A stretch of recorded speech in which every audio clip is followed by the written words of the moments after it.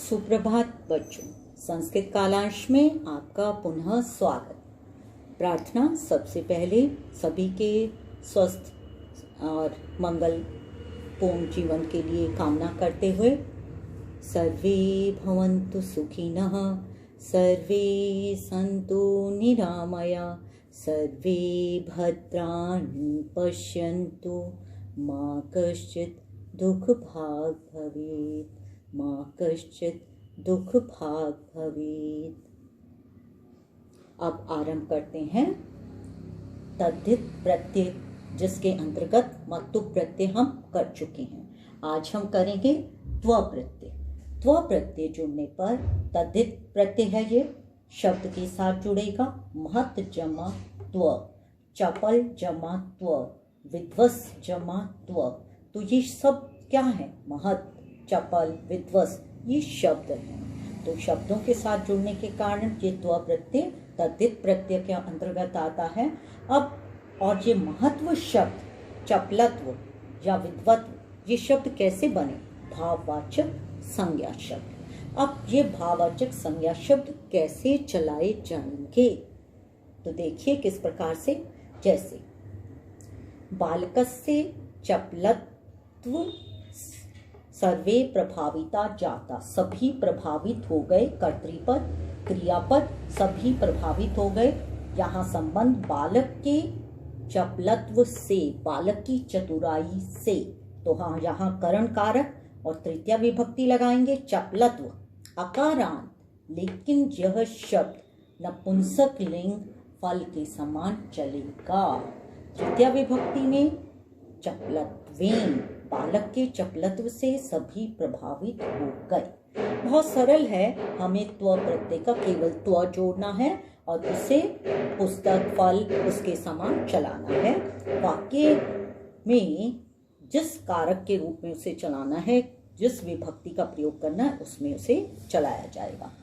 अष्टावक्र के विद्वत्व, अष्टावक्र का विद्वत्व आश्चर्यजनक था।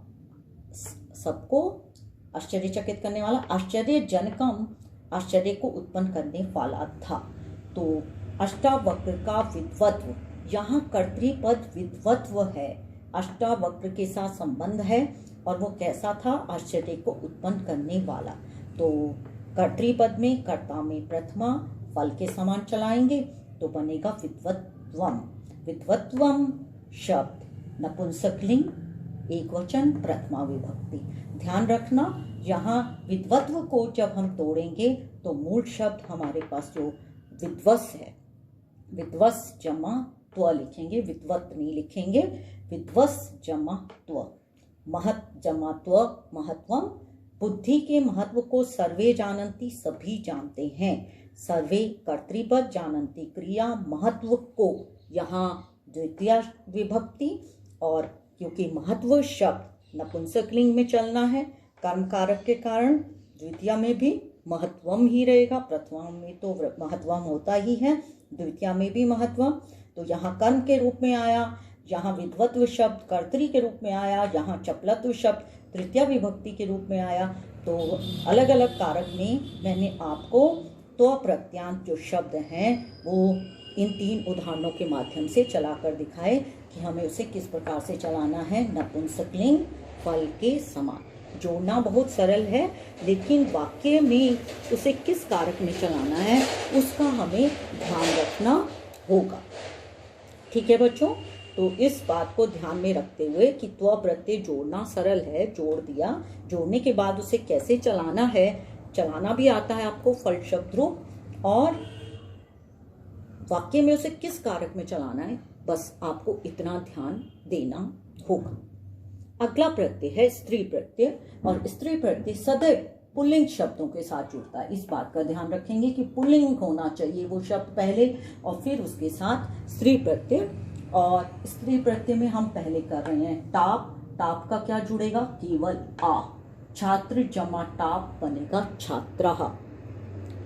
बालक जमा टाप, नायक जमा टाप, गायक जमा टाप, इनमें ई का आगम भी हो रहा है, ई आ रहा है। तो बालक का जो अक था, अक के स्थान पर, अ के स्थान पर ई, बालिक और टाप का आ जुड़ने से बालिका, नायिका।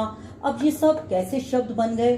आकारांत। बालिका है, छात्रा है, नायिका है, गायिका है। तो ये जो आकारांत शब्द हैं इन्हें हमने लता, रमा जो आकारांत शब्द किए हैं उसी के समान ही चलाना है। जैसे उदाहरण आपके पास है बालिकाया नाम, बालिका का नाम क्या है? तस्याः बालिकायाः नाम किम अस्ति। तो बालक जमा टाप, अब आपको दिया हुआ है तस्याः बालक जमा टाप नाम किम अस्ति। तो उस बालिका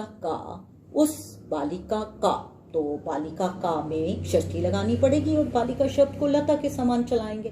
तो स्त्री प्रत्यय टाप को जोड़ने पर सभी शब्द कैसे बन जाएंगे? आकारांत और किसके समान चलेंगे? बालिका, लता के समान।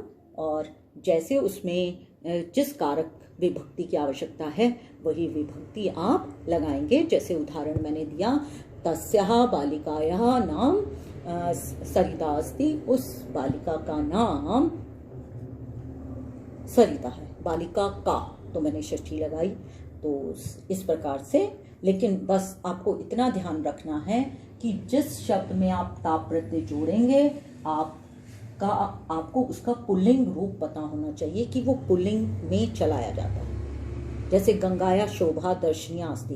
अब शोभा शब्द अपने आप में ही मूल शब्द है, आप शोभ जमा टाप नहीं कर सकते क्योंकि शोभ पुल्लिंग में प्रयुक्त नहीं होता।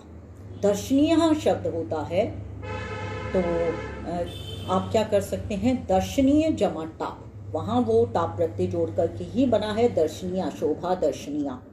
तो इस प्रकार से यदि ये प्रत्यय जो विशेषण विशेष्य के रूप में आ रहा है तो आपको ध्यान रखना पड़ेगा। जैसे आपसे यही उदाहरण गंगाया शोभा दर्शनीय जमा टाप दिया हुआ है, तो दर्शनीय जमा टाप आपके पास आकारांत बनेगा दर्शनीय।